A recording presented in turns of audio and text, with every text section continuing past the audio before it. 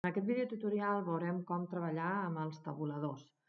El tabulador, n'hi ha uns que ja venen per defecte, que són aquesta espècie de test petitones que hi ha del revés, aquests símbols d'aquí, que hi ha al regle, l'heu d'estar veient, i que quan nosaltres apretem la tecla del tabulador, que és la que està sobre de les majúscules, la que té una fletxa que apunta cap a cada costat, si jo el toco, el cursor es mou endins una part concreta, un salt concret. De fet, si ens fixem, es mou de T a T. Si torno a apretar el tabulador, salta el cursor a la següent T. Aquí esteu veient aquestes fletxetes, que són les fletxes que indiquen que hi ha un salt de tabulador, perquè jo tinc activat aquí que es veguin les marques de formatació, els caràcters no imprimibles. Llavors, si jo el desmarco, veieu que el cursor simplement ha saltat un tros, i et pots imaginar que ha saltat aquí, però no veus exactament què és el que passa. Tu veus que només pots posar-lo aquí al mig i aquí. Per què és? Doncs si ho activem es veu molt fàcilment, que és pels caràcters aquests. En principi, cada vegada que saltem, veieu que salta el cursor just a sota d'on hi ha aquesta T. Els tabuladors, per altra banda, també els teniu aquí.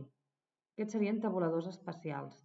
El d'alineat a l'esquerra, aquest seria el d'alineat a la dreta, aquest és el de centrat. Per anar canviant només hem d'anar clicant aquí en aquest canto. Aquí tindríem el dels números decimals, llavors la part entera queda a la part esquerra i el decimal queda a la dreta i tornem una altra vegada al primer. Sí? Llavors, de vegades, quan nosaltres, per exemple, activem una capçalera o un peu, normalment a la capçalera, veieu, per defecte ja t'he posat que hi ha un tabulador en el centre i un delineat a la dreta. Què vol dir això? Doncs és perquè normalment en una capçalera de vegades tu vols escriure aquí el nom, llavors en el centre vols escriure el curs,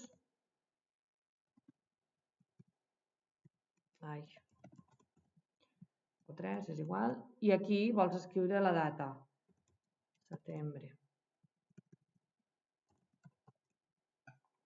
Ara és indiferent, I veieu que llavors ja en salta. Normalment a les capçaleres i els peus ja surten així, però en el que és el document sol sortir aquest més senzill.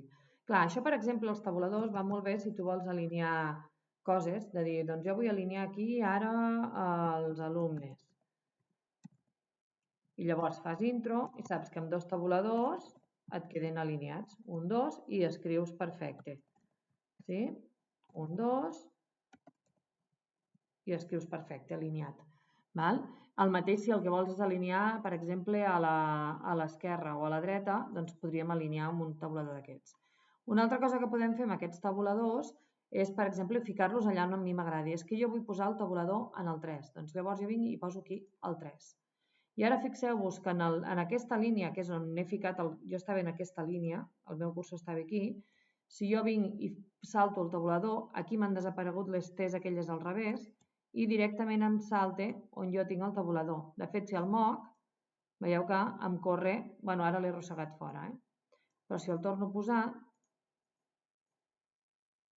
ara el 4, com que hi ha un tabulador, doncs aquest tabulador es mou allà on tu li diguis.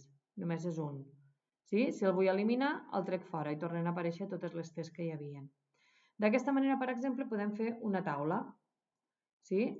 Jo puc fer el primer alineat, per exemple, aquí en el 2, alineat a l'esquerra, el segon centrat en el 7,5, per exemple, i el tercer alineat a la dreta en el 14, per exemple. D'aquesta manera, què faré? Doncs jo puc escriure aquí el primer, aquí em quedarà centrat i aquí em quedarà alineat a l'esquerra. I si ara faig intro, em copia els tabuladors que jo hagi posat en la línia anterior. Vale? Per exemple, Joan Pérez Ruiz. Veieu, I faig intro. I em va copiant. Sí? Pere Nas Ros. I veieu que va quedant com alineat, Si llavors vull modificar algun dels tabuladors, per exemple, diu, oi, això m'ha quedat molt separat, ho voldria juntar, vigileu perquè ho heu de seleccionar tot, evidentment, Si no, només es mourà la línia que tu diguis. Per exemple, si jo vull dir que ara ho vull al 4, doncs es mou tot al 4. I això ho vull al 11, doncs es mou tot. sí? D'aquesta manera. Així ens podem jugar amb els tabuladors i fer taules o fer alineacions de qualsevol manera. Llavors, quan nosaltres vulguem eliminar, a partir d'aquesta línia ja no vull tabuladors, el que hem de fer és eliminar-los, treure'ls fora del regle. Si jo els trec fora del regle, queden alineats.